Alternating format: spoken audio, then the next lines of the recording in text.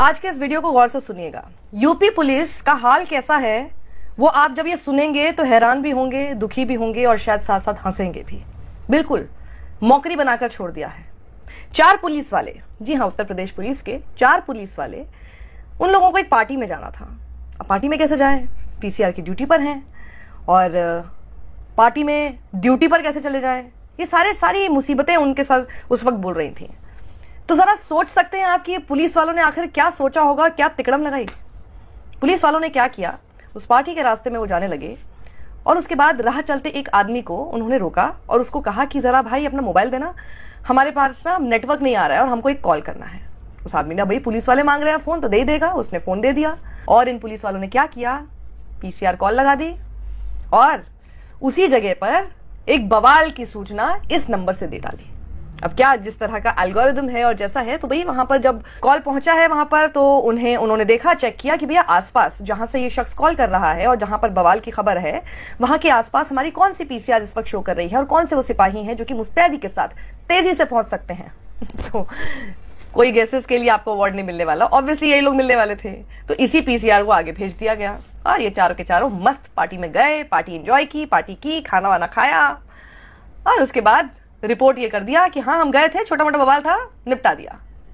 आपको पता है ये कहानी का खुलासा कैसे हुआ, इस झूठ का खुलासा कैसे हुआ? वो तब हुआ कि भाई मुस्तैदी देखिए दिखाने की कोशिश तो पुलिस कॉल सेंटर से हो ही रही थी, उन्होंने फीडबैक के लिए फोन किया। सिस्टम तो दुरुस्त करने की कोशिश है ही कि भैया फीडबैक लिया जा रहा है, और उससे पूछा कि भाई वो जो बवाल की आपने रिपोर्ट की थी वो निपट गया, वो ठीक हो गया? उसने कहा कौन सा बवाल?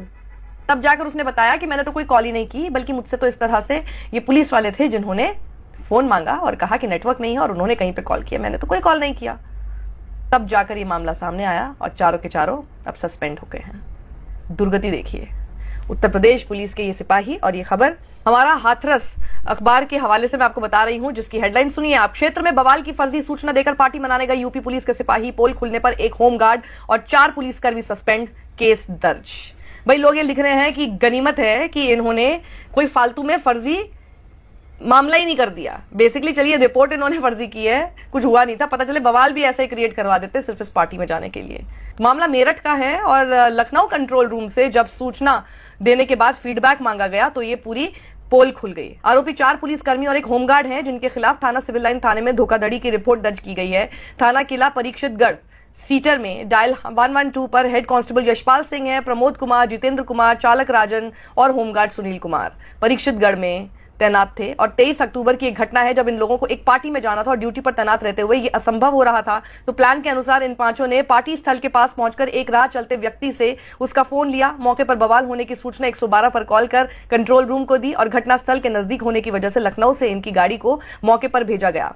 डायल 112 के पुलिसकर्मी मामूली विवाद निपटाने की बात बताकर पार्टी करने चले गए। तो देखिए किस तरह से कैसी दुर्गति हो रही है।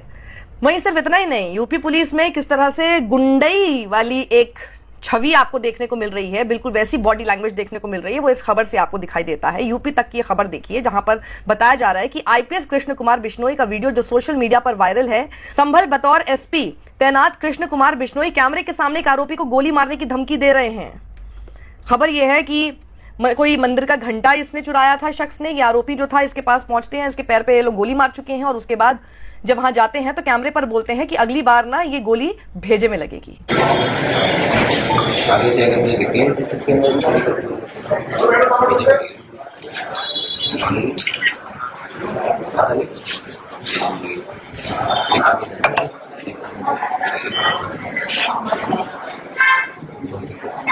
आप सोचिए एनकाउंटर जिस पर इतना शक क्यों किया जाता है कि ये लोग हाथ में, क्योंकि इनके हथियार कानून ने दे रखा है, शरीर पर इनको वर्दी दे रखी है, तो ये पुलिस की आड़ में किसी भी तरह की गुंडागर्दी कर सकते हैं और किसी भी तरह से अपना ही जजमेंट दे सकते हैं जिसके भी खिलाफ देना चाहें।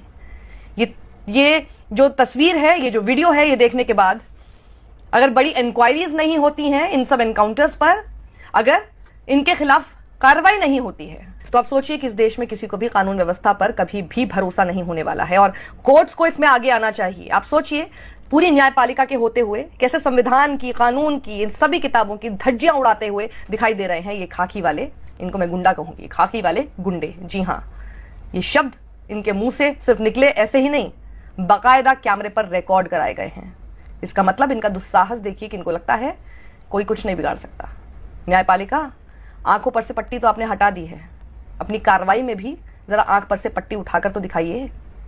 और वहीं जहां बात आंखों पर पट्टी की आई तो अंधविश्वास को हम कैसे भूल सकते हैं। ये तस्वीर आप देखिए, ये वीडियो देखिए, ठाकुर जी के चरणों का पानी समझते हुए ये लोग पी रहे हैं यहां से गिरता हुआ पानी, जो कि एसी का गंदा पानी निकल रहा है। एसी में से जो पानी टपकता है उसे ये लोग पी रहे हैं चरणामृत समझकर, बताइए।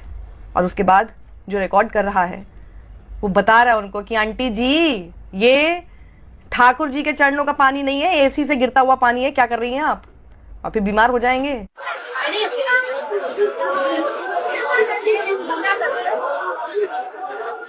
दीदी, ये एसी का पानी है, ये चरणों का पानी नहीं है ठाकुर जी के। यहाँ के मंदिर के पुजारियों ने